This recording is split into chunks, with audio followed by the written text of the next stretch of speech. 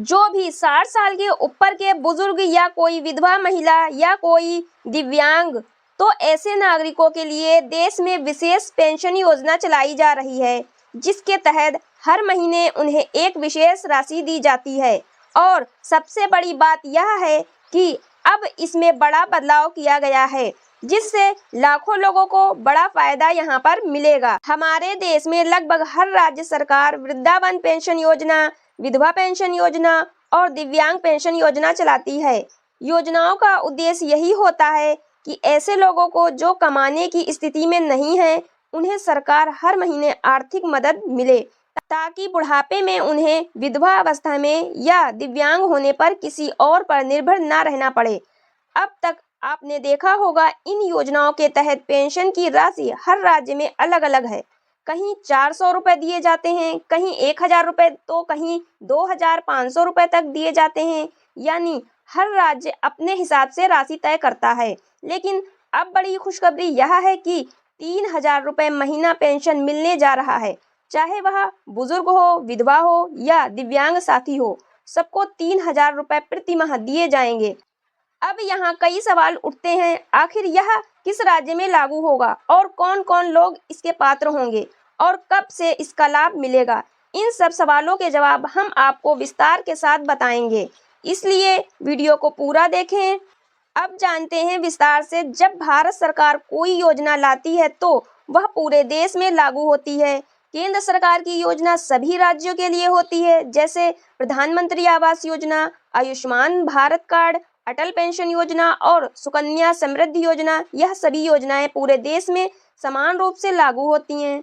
देश भर के सभी बुजुर्ग और विकलांग लोगों के लिए केंद्र सरकार मोदी ने बड़ा ही ऐलान यहां पर कर दिया है। जी हाँ, पेंशन लेने वालों को मोदी सरकार ने बड़ी सौगात दे दी है। आज की वीडियो में उन सभी लोगों के लिए ज़रूरी है जो भी 60 साल से ऊपर के बुजुर्ग हैं या कोई विधवा महिला है या कोई दिव्यांग है, उनके लिए यह वीडियो बहुत ही ज़रूरी है।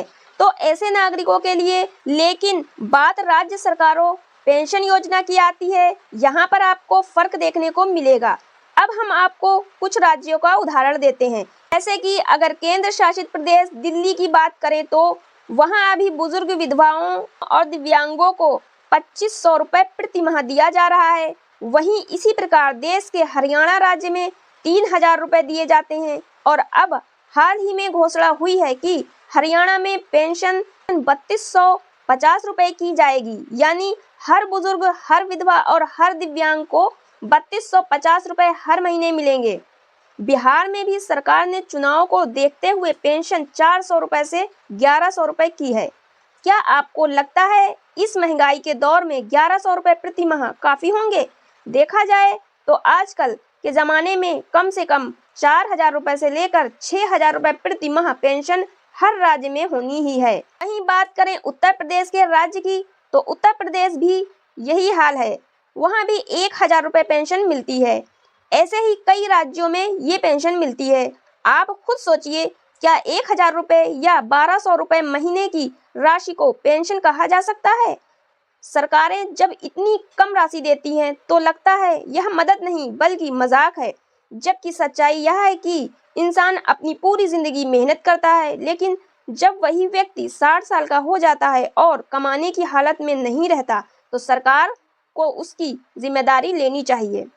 उसे इतना पेंशन तो मिलना ही चाहिए जिससे उसका बुढ़ापा आराम से गुजर सके और बुढ़ापे में उसकी आवश्यकताओं की पूर्ति आसानी से हो जाए।